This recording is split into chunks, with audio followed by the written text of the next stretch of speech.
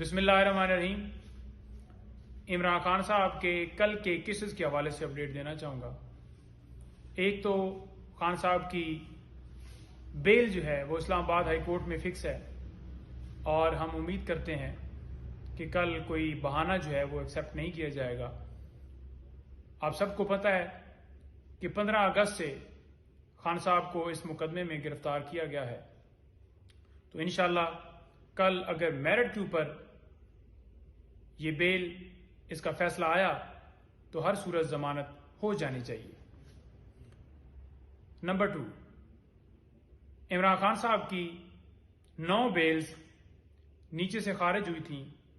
उन तमाम ऑर्डर्स को हमने इस्लामाबाद हाई कोर्ट में चैलेंज किया था, वो भी कल फैसला सुनाया जाएगा और हम उम्मीद करते हैं कि इंसाफ के तमाम तकाजे पूरे किए जाएंगे। ये बेल्स इस बुनियाद के ऊपर खारिज हुई थी कि इमरान खान साहब अदालत में पेश नहीं हुए। हालांकि वीडियो लिंक के जरिए हाजिरी लगाई जा सकती थी या फिर उनको अदालत में तलब किया जा सकता था। मुख्तलिफ हवाले भी दिए गए। इस्लामाबाद हाई कोर्ट के फैसला जो चीफ जस्टिस साहब ने दिया था उसका भी हवाला दिया गया, लेकिन ये तमाम जमानतें खारिज कर दी गईं। हमें उम्मीद है कि कल उसमें भी फैसला आएगा और इमरान खान साहब की तमाम जमानतें जो हैं वो बहाल होंगी।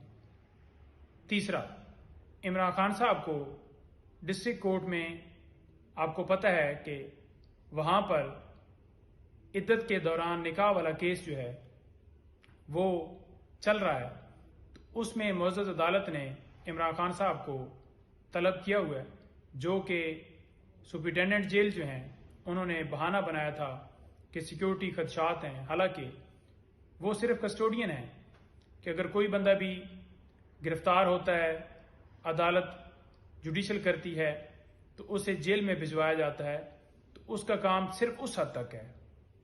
सिक्योरिटी का वो बहाना नहीं बना सकते। सिक्योरिटी इंतजामिया का काम है, सरकार का काम है कि बेहतरीन सिक्योरिटी प्रोवाइड की जाए और इमरान खान साहब को अदालत में पेश किया जाए, क्योंकि ये इमरान खान साहब की तस्वीर से, वीडियो से डरते हैं। ये इनका खौफ, ये इनका डर जो है वो दूर किया जाए और इंसाफ के तमाम तकाजे पूरे किए जाएं। साइफर केस इंशाल्लाह जल्दी इमरान खान साहब इस केस में सुरखरू होंगे, क्योंकि सबको पता है कि बाहर से धमकी मिली और उस धमकी की सूरत में हुकूमत गिरा दी गई, और बजाय ये कि उनके खिलाफ कार्रवाई करने के हवाले से इकदामात किए जाते, बल्कि उल्टा इमरान खान साहब के ऊपर FIR दर्ज कर दी गई।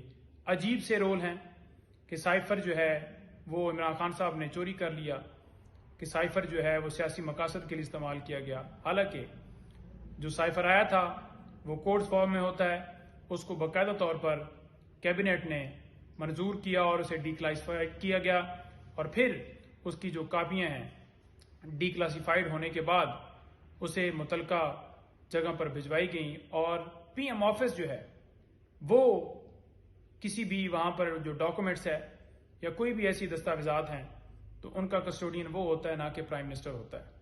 तो लिहाजा बेबुनियाद इल्जाम जिसका कोई सबूत नहीं, कोई एविडेंस नहीं। नीचे भी जो जमानत खान साहब की खारिज हुई उसमें हमने देखा कि ऑर्डर के अंदर कोई ऐसी चीज नहीं आई जो कि एट्रीब्यूट कर सके कि इमरान खान साहब का ये कसूर था, ये जुर्म था। और सियासी जो दूसरा पोर्शन है FIR का, वो भी इसी तरह का एक झूठी कहानी बनाई गई है। बेसिकली ये ऑफिशियल सीक्रेट एक्ट का मुकदमा ही नहीं बनता, जो कि एक मन घड़त स्टोरी बनाकर सिर्फ पॉलिटिकली विक्टिमाइज करते हुए इमरान खान साहब के ऊपर दर्ज किया गया। इंशाल्लाह हमें पूरी उम्मीद है। क्वैशमेंट भी हमने फाइल की हुई है और उसके साथ साथ जो है वो इसमें बेल भी है कल पेंडिंग, और एक और पिटीशन जो है खान साहब के महफूज खाने के हवाले से, और उनको जो वहां पर उनके ऊपर सख्तियां की गई हैं, वॉक करने की इजाजत नहीं है, वो भी हम दरख्वास्त लेकर कल इस्लामाबाद हाई कोर्ट में जा रहे हैं।